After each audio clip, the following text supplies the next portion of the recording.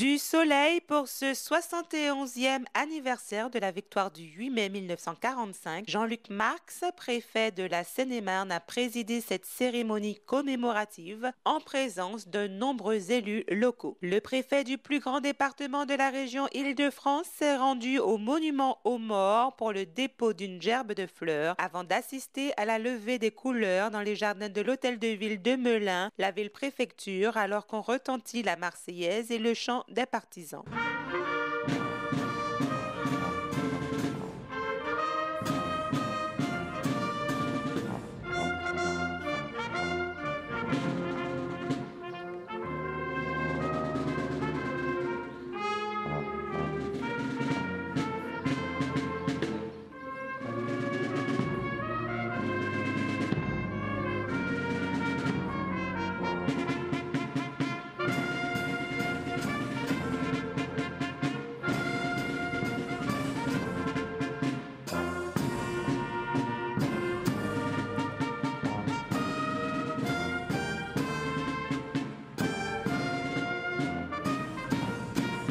À cette occasion, Jean-Luc Marx a lu le message du secrétaire d'État auprès du ministre de la Défense chargé des anciens combattants et de la mémoire, tout en invitant les Seine-et-Marnais à être fiers de leur pays et d'entretenir cette mémoire, car cela reste plus que jamais d'actualité.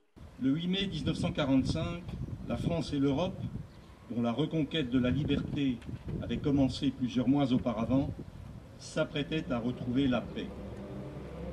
Dans ce combat terrible qui avait opposé le nazisme aux valeurs démocratiques, celle-ci venait de triompher. La République française a exprimé le 6 juin 2014 sa reconnaissance éternelle à ces 19 pays, grâce à qui nous vivons en paix et en sécurité aujourd'hui. La lutte fut aussi menée de l'intérieur, dans l'ombre de la clandestinité et de la répression nazie.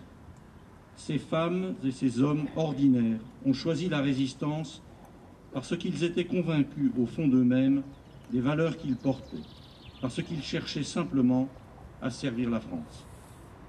Elle s'est souvenue d'eux le 27 mai 2015, lorsque Pierre Brossolette, Geneviève de Gaulle-Antonios, Germaine Tillion et Jean Zay, et avec eux l'esprit de la résistance, entraient au Panthéon.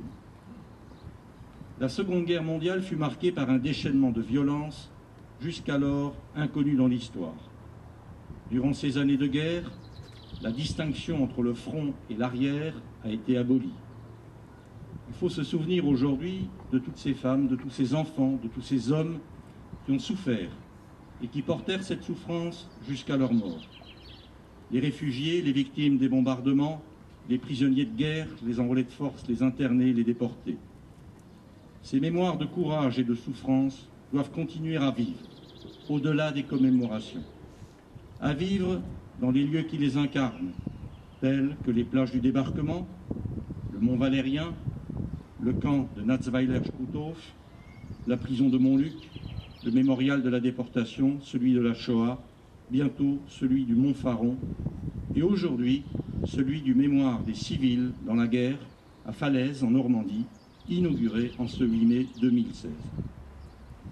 En ce 71e anniversaire de la fin des combats de la Seconde Guerre mondiale, il ne faut pas cesser de visiter et d'arpenter ces lieux qui nous rappellent aussi que de toutes ces souffrances et de tous ces courages est née l'Europe libre et en paix, un héritage dont nous devons rester les gardiens vigilants. Des résistants que les élus locaux et officiers de la gendarmerie nationale vont aussi honorer.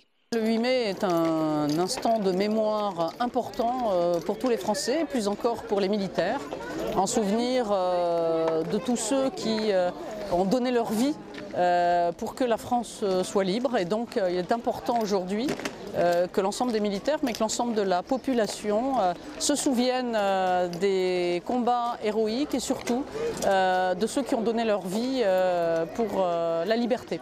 Et derrière ce moment de mémoire, c'est aussi aujourd'hui l'Europe libre et en paix que nous célébrons. Je trouve que c'était aujourd'hui une très belle cérémonie du 8 mai, où on se souvient de nos morts, on se souvient de tous ceux qui ont combattu combattu pour la France.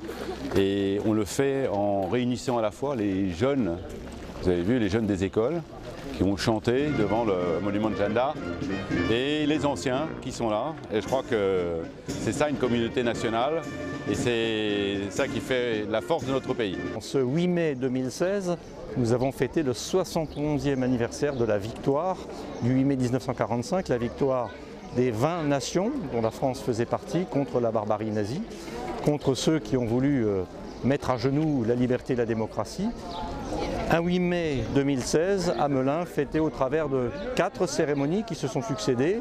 La dernière prend place ici, dans cette magnifique mairie de Melun, où nous avons levé les couleurs tricolores de notre drapeau, avec l'assistance de ceux qui ont contribué à la réussite de cette belle matinée du 8 mai. Vétérans et jeunes générations mêlées, une manière de passer le flambeau pour que la mémoire du 8 mai reste toujours intacte en Seine-et-Marne. On rappelle que le 8 mai 1945 marque la victoire des Alliés sur l'Allemagne et la fin de la Deuxième Guerre mondiale en Europe, marquée par l'annonce de la capitulation de l'Allemagne.